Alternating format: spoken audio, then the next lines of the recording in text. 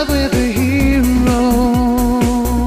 I'm in love with the one who will... Hello Masters of the Universe Classic Super 7 Ultimate fans! Let's talk about Ultimate Faker. He is the ultimate robot of Skeletor. This is another one of the Ultimate editions that I picked up other than Ram Man. You can see he also comes with the 1980s card back and the plastic bubble. It is so beautiful. Like, I'm really sorry that I have to open this up. I love the card art on the back. Faker is no He-Man. He's the evil blue robotic warrior of Skeletor. And like Ram Man on the back, they give a small demonstration as to how you remove the alternate heads. You can see some of the other figures that are also available, or at least will be available very soon. I want like all of these figures. So that's enough about the packaging. Let's go ahead and open this guy up. And here he is. He is so incredibly cool. He comes with several different alternate weapons, a couple different heads, and he comes with an imaginary cover of a mini comic that never happened. But oh my god, wouldn't it be awesome if they did this? First, let's look at the battle axe that he comes with. It's virtually identical to the one that He-Man has. I never got the 2-pack version of Faker where he had the battle armor, and he also came with a battle axe. He also comes with an orange version of half of the power sword, very reminiscent of what the 1980s figure came with. There is a full version of the sword that's also available with this figure. Included also is the Alfredo Alcala version of the power sword, which if you're not aware of this, originally when He-Man was much more savage, his sword was drawn much more like this. I like to just call this the Savage He-Man sword, but I know a lot of people online, especially on the He-Man.org forum, they really like to call this the Alcala version. And oh my god, he also has a version of He-Man's shield. These are the two alternate heads that he comes with. This is the head that I really wanted the most, being that it kind of looks like a whole Terminator thing,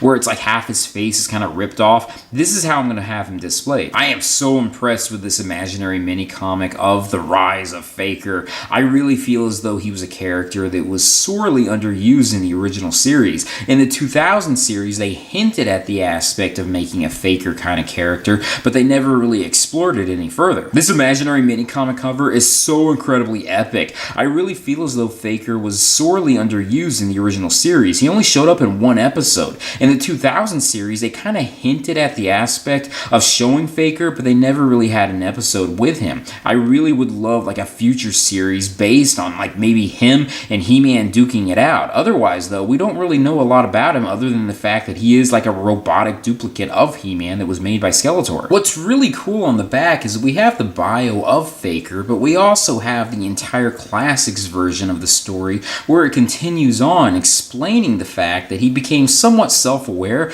but at the same time he also became even more evil. No joke, the classic stories can be done in more mini comics or maybe more just regular comic books. There is so much potential in these. I don't know why they're not being done. But let's look at Faker himself. I know a lot of people out there, or at least a lot of Masters Universe Classics fans out there, aren't really a fan of this head. Look at these red evil eyes. His armor is totally Skeletor-ish, only orange of course. Even though it's completely coincidental, look at this bat that's sculpted into the armor. It's very Horde-ish. Here's a good view of the back of him. His joints are very strong, at least right now. I'm going to be posing him in a lot of different ways in the future, but at least up to this point when he first comes out of the packaging, he does have like very tight joints. His chest harness piece is easily removed just by removing these straps, and every Masters Universe fan knows that if you remove his armor, you can see a robotic piece in his chest. Here's a close-up image of his robotic chest. In the 1980s, this was just a sticker, and a lot of kids just kind of scratched it off, so I'm really happy that this is part of his whole paint app. I'm not sure which weapons I'm going to display Faker with, but I really love the fact that he has his actual axe now and his sword. His head comes off fairly easily. It doesn't take too much effort to do it. And to put on the next head, you just kind of have to push it back on.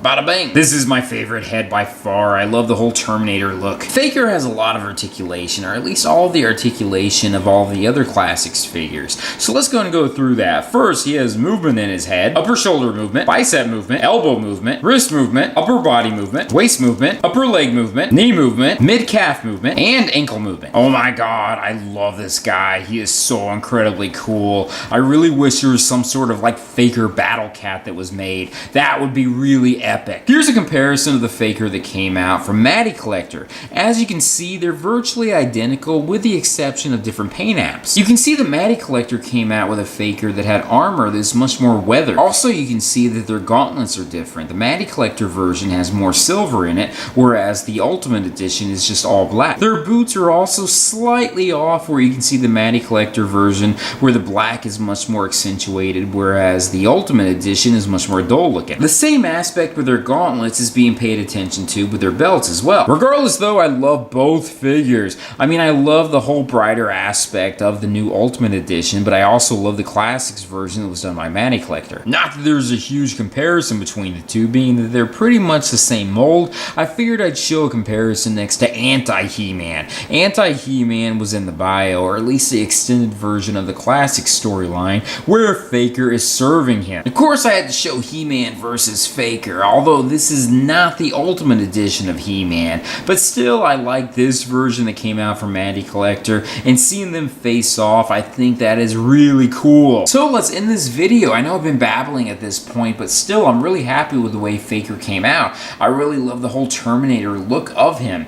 If you're interested in getting him, unfortunately, the only way you can get him is through third-party vendors, which still is okay, but you may have to pay a bit more inflated prices. Which personally, I think he's worth it, but you know what? You may be able to find the Classics version at a much cheaper price. But let's end it at that. Thank you guys for watching me in this video. Be sure to check out my Patreon site, my social media sites, my websites, and everything else out there. Peace, love, namaste, and I'll see you guys later. Peace. He's a